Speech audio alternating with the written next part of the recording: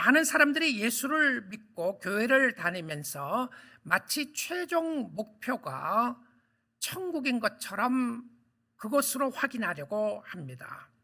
예수 믿고 난 이후에 이 땅의 삶이 매우 소중합니다. 하나님이 여러분을 예수를 믿게 하고 난 이후에 이 땅에 살게 하신 이유가 반드시 있다고 하는 의미죠. 그래서 오늘부터 해서 구원 그 이후의 삶의 시리즈를 로마서 12장부터 해서 말씀을 전하기를 원하는데요. 우리의 삶 속에 구원의 기쁨과 은혜와 축복과 구원의 감격을 가지고 하나님을 잘 섬기기를 원합니다. 그래서 우리의 삶 가운데는 그러므로의 삶이 반드시 있어야 합니다. 예수 믿기 전과 예수 믿고 난 이후의 삶이라고 하는 의미에서 그러므로의 삶입니다. 로마서 12장 1절을 다시 한번 보도록 하겠습니다. 그러므로 형제들아 내가 하나님의 모든 자비하심으로 너희를 권하노니, 그러므로 형제들아 자매들아 성도들아 내가 하나님의 모든 자비하심으로 너희를 권하노니, 이미 예수를 믿고 난 이후에 성도의 삶에 대하여 잘 설명해 주고 있는 그러므로의 삶입니다. 여러분 성경을 읽으시다가요, 그러므로가 나오면 반드시 그 전 내용을 전제로 해서 결론으로 설명을 하는 것입니다. 그래서 학자들이 이 그러므로 로마서 12장에 나오는 의미가 무엇인지에 대한 이야기들을 논의를 하게 되는데요, 이 그러므로의 의미가 로마서 11장 36절이라고 이야기를 하면 모든 영광을 하나님 앞에 돌린다, 이 표현입니다. 그러므로 우리는 이렇게 살아야 한다, 이 의미죠. 근데 또한 다른 학자들은 이렇게 이야기합니다. 이 그러므로는 로마서 전체를 요약하는 부분인데 특별히 1장부터 11장의 요약이다라고 하는 사람들이 있습니다. 여러분 혹시 로마서 1장부터 11장의 내용을 기억하시면 로마서 1장부터 11장의 내용은 교리적인 내용을 많이 다루고 있습니다.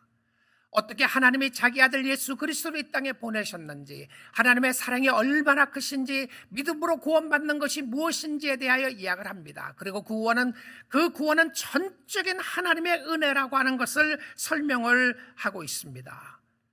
이 의미가 로마서 11장의 결론인지 로마서 1장부터 11장의 결론인지 아니면 로마서 1장부터 8장까지의 결론인지 정확하게는 알지 못하지만 한 가지 분명한 사실은 확인할 수 있습니다. 그것은 무엇이었냐면 이전과 이후의 삶이 다르다는 것이죠.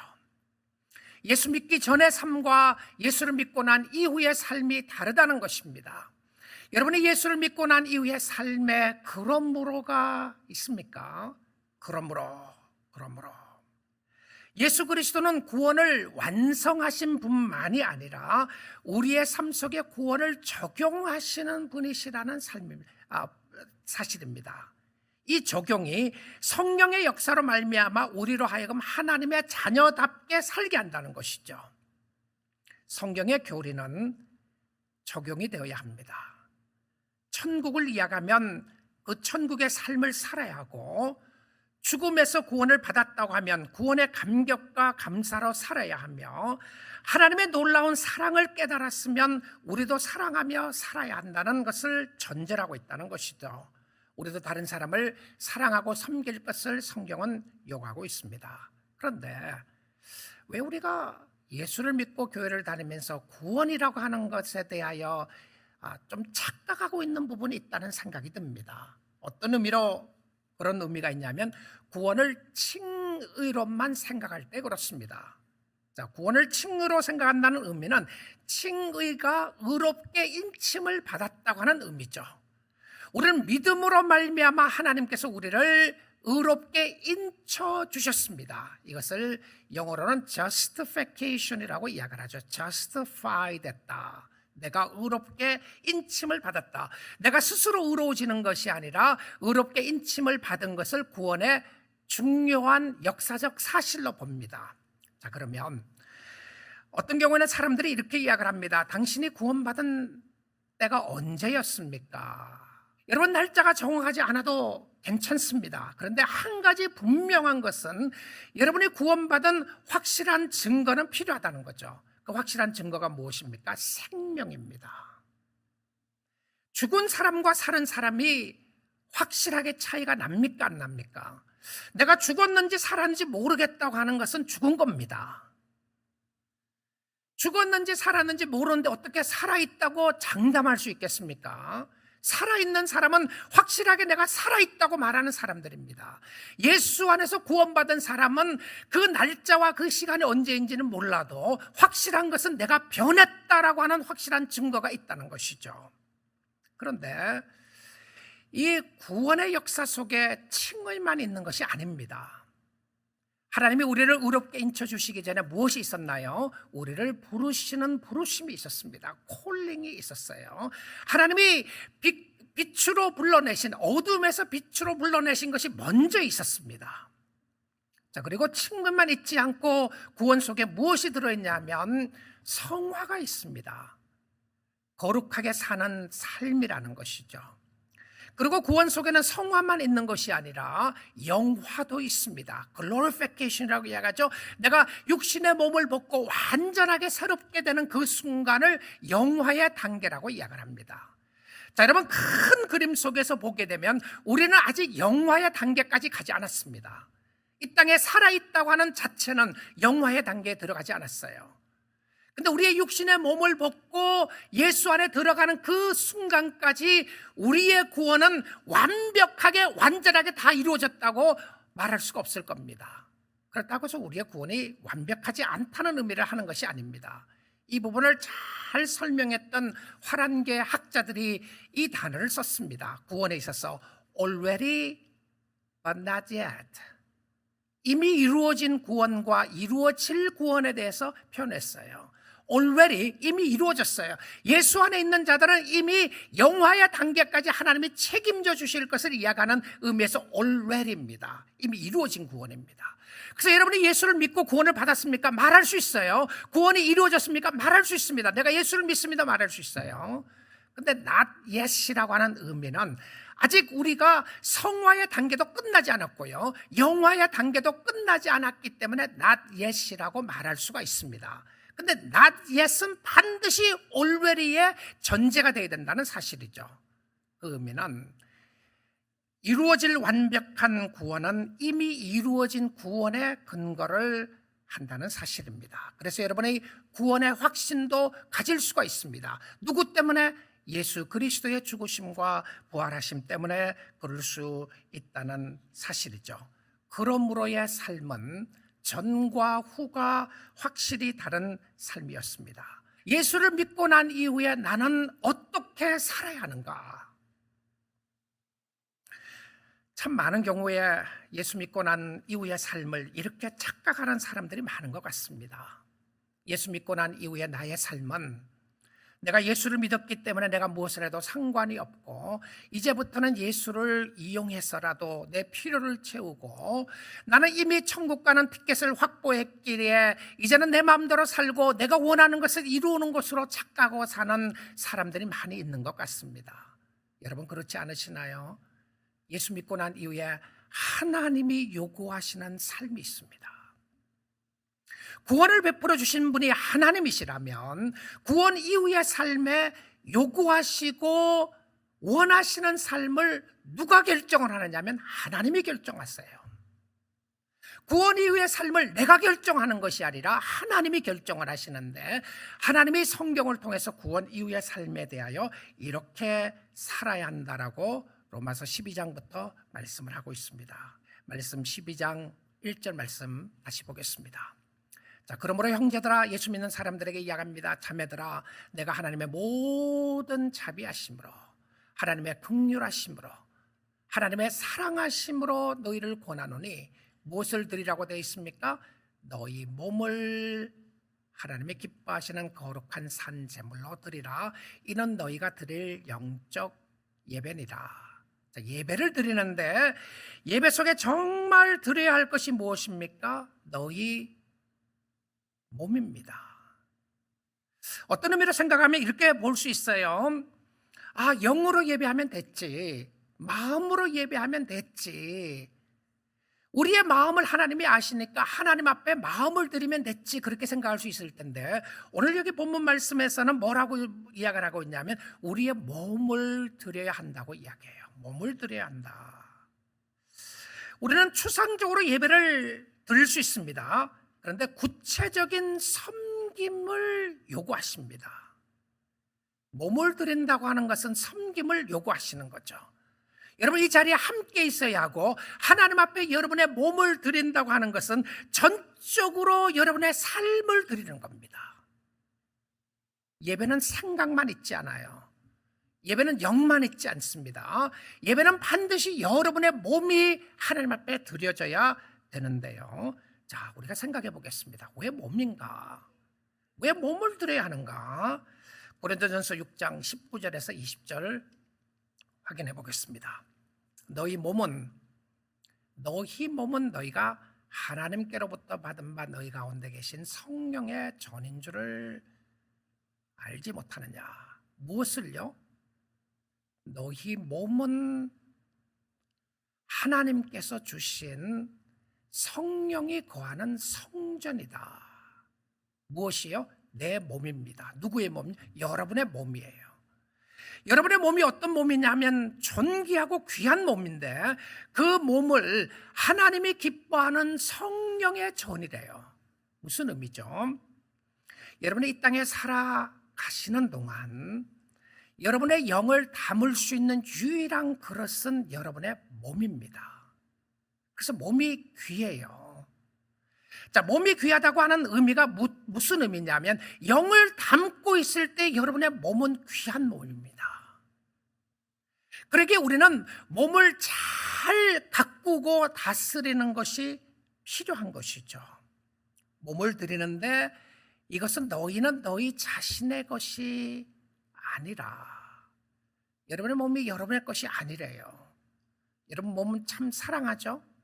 몸을 사랑하죠? 오늘 말씀을 잘 보시면서 적용해 보십시오. 여러분의 몸은 여러분 것이 아니라고 이야기합니다. 20절 봅니다. 값으로 산 것이 되었으니 그런즉 너희 몸으로 하나님께 영광을 돌리라. 너희 마음으로 하나님께 영광을 돌리라. 너희 영으로 하나님께 영광을 돌리라고 되어 있지 않고요, 몸으로 드리라고 되어 있습니다. 몸으로 하나님 앞에 영광을 돌리라고 되어 있어요. 무슨 의미죠? 여러분의 몸이 너무 귀한 몸임에도 사실이지만 하나님의 영이 있을 때만 귀한 겁니다.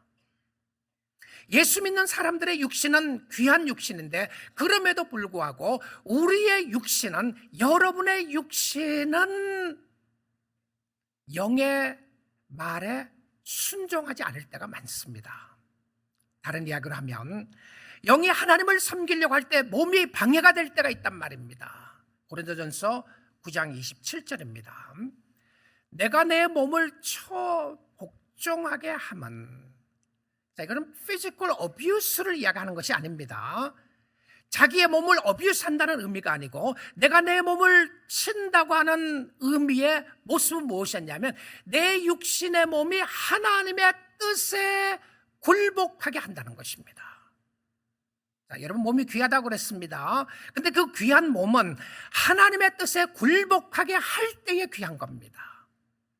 바울이 그런데 이 표현 속에 한번 보십시오.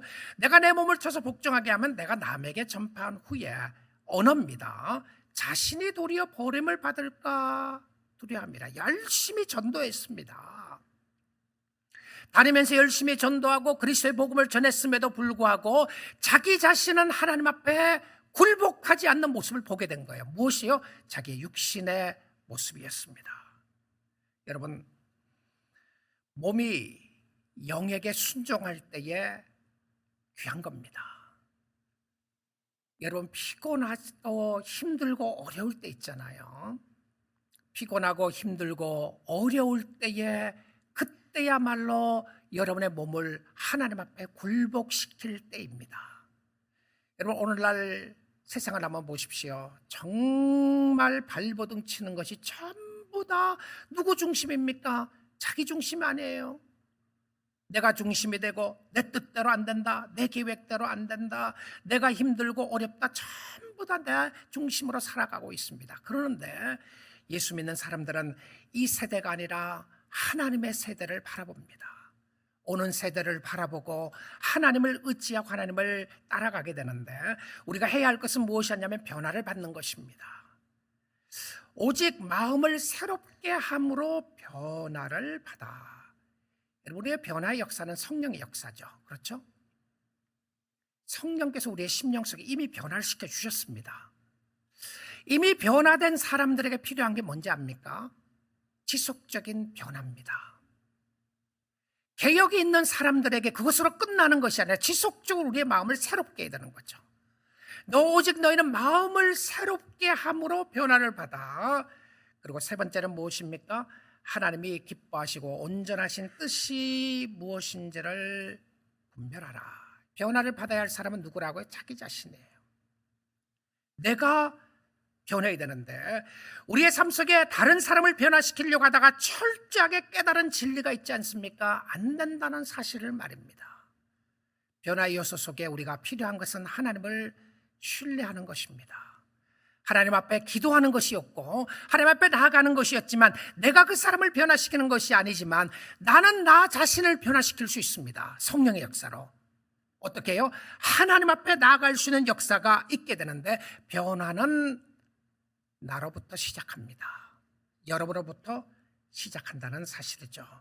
여러분 자신의 죄악된 모습을 바라보십시오.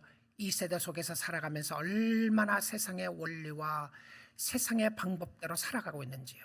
여러분의 삶 속에 그리스도의 통치와 그리스도의 다스림이 있는지를 한번 보시기를 바랍니다. 두 번째 해야 될 것은 하나님의 뜻을 분별하는 것인데요, 이 하나님의 뜻을 분별하는 데 있어서 전치사로 세 가지를 이야기를 하고 있습니다. 하나님의 뜻 속에 세 가지를 이야기하는데, 하나는 선하시고, 그 다음은 기뻐하시고, 그 다음에는 온전하신 뜻이 무엇인지 분별하도록 하라. 하나님의 좋고 기쁨이 되고 완전한 뜻이 무엇인지 분별해라. 여러분, 하나님의 뜻에 이야기를 하면 많은 경우에 하나님의 뜻의 기준을 나에게 맞출 수 있습니다. 내가 좋은 거 하나님도 좋아하시겠지 생각하죠. 내 마음 기쁜 거 하나님이 기뻐하고 내가 사랑하는 하나님이 사랑할 것이라고 생각을 하는데, 하나님의 뜻의 기준은 내가 아니라 하나님입니다. 하나님이 좋아하는 것이 무엇인지, 하나님이 기뻐하시는 것이 무엇인지, 하나님의 온전한 뜻이 무엇인지를 물어보는 것이죠. 우리는 하나님 앞에 묻는 하나님의 뜻에 있어서도 실질적으로는 내가 원하는 것이 무엇인가를 하나님이 도장 찍어주기를 바라고 물을 때가 많이 있어요. 근데 하나님의 뜻은 하나님의 완벽한 계획 가운데 이루어지게 되는데요, 큰 그림 속에 하나님의 뜻을 확인하는 두 가지를 성경을 통해서 보도록 하겠습니다. 먼저는 데살로니가 전서 4장 3절인데요. 하나님의 뜻은 이것이니 너의 거룩함이라. 여러분, 거룩하다고 이야기를 하면 굉장히 추상적일 때가 많이 있어요. 근데 데살로니가 전서 4장 3절, 4절, 5절, 6절을 쭉 보시면 그 다음에 구체적으로 무엇을 해야 할 것을 이야기를 하는데, 너희의 거룩함이라고 하고 첫 번째 하나만 확인하겠습니다. 그 하나가 무엇이었냐면 곧 음란을 버리고. 여러분의 마음속에, 생각 속에 가득 차 있는 음란의 마음 버리는 것, 거룩의 첫걸음입니다.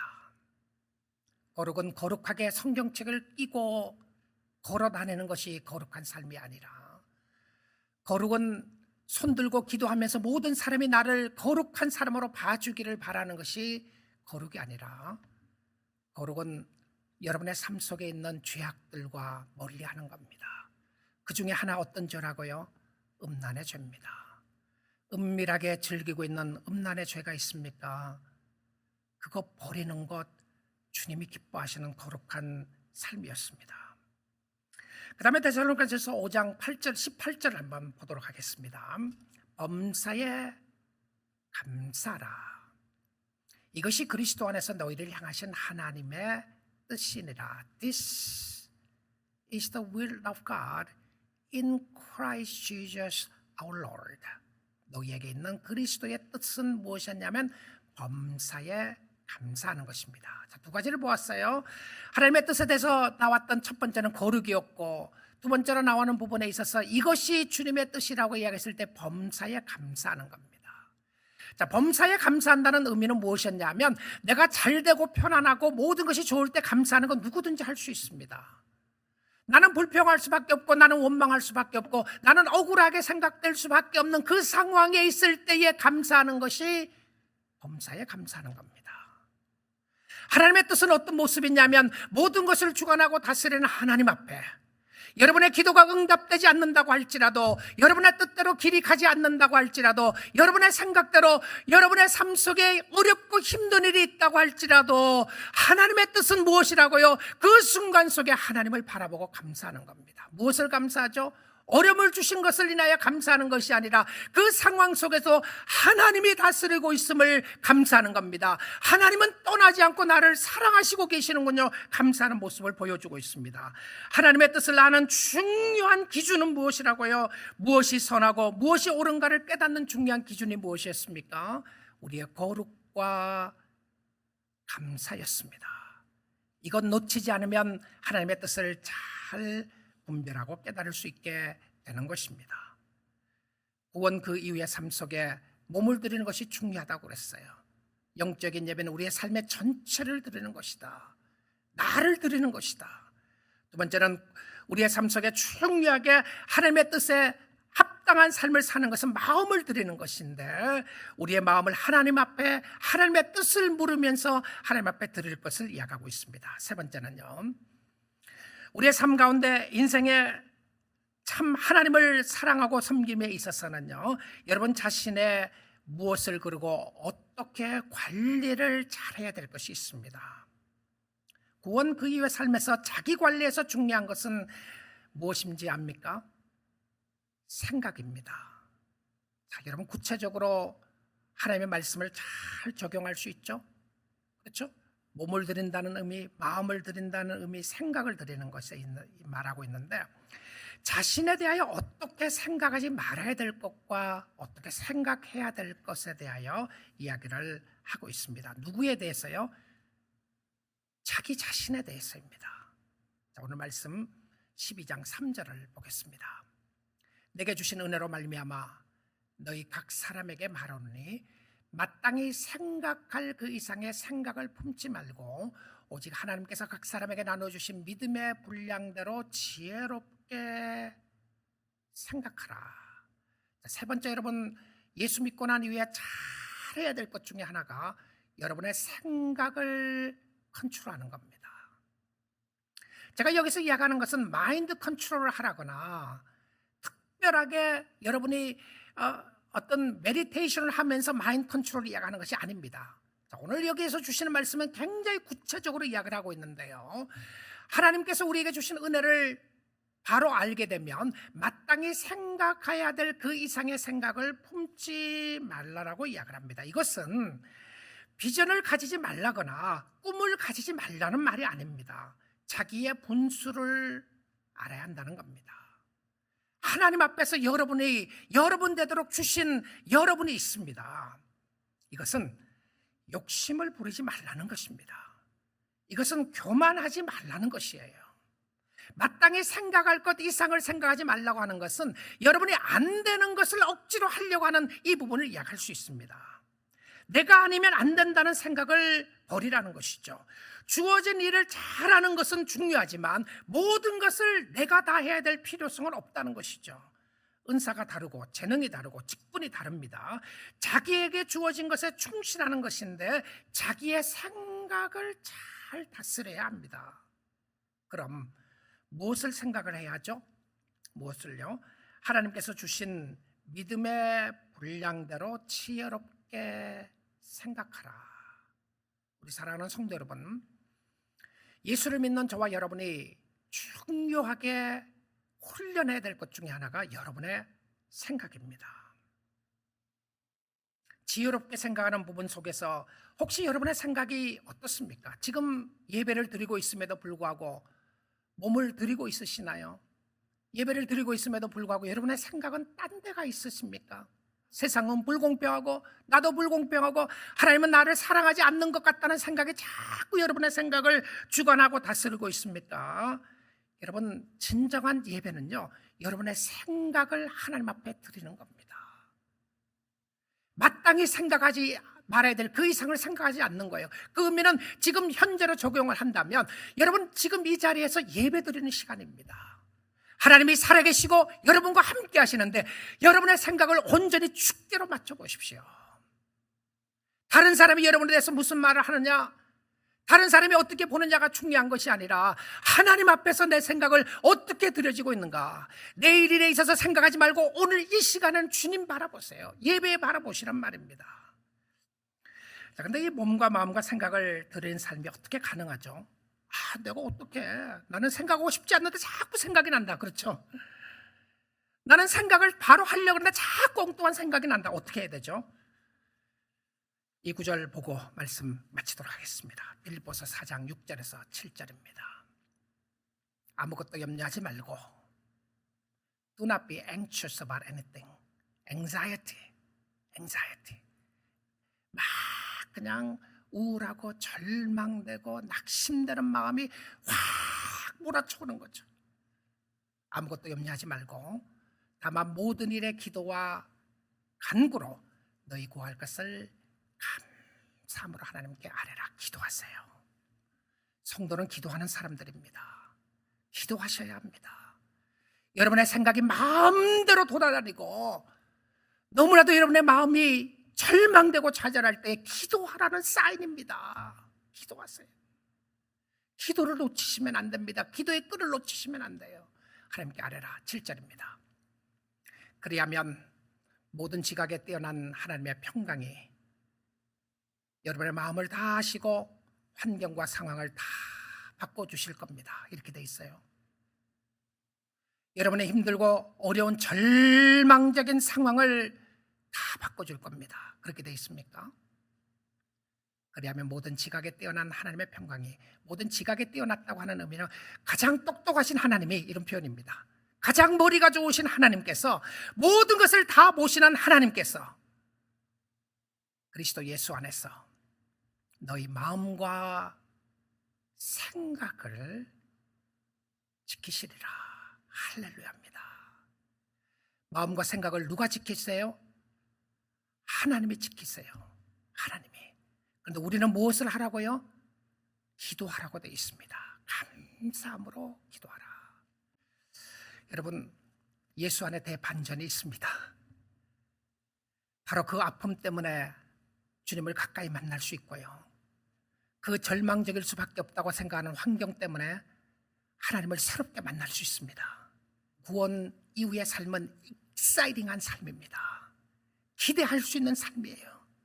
이것이 더 구원받은 은혜와 축복이 얼마나 큰지를 확인하는 삶인데요, 하나님을 가까이 가서 만나시고 하나님을 찬양하시고 영광을 돌려드리시면서 여러분의 삶을 온전히 남은 여생 예수 그리스도를 위해서 자신을 드리고 자신의 삶과 생각을 하나님이 주관해 주시기를 바라고, 하나님 앞에 온전히 마음을 다해서 주님 앞에 드려서 주를 섬기는 축복이 있기를 주님의 이름으로 축원드립니다.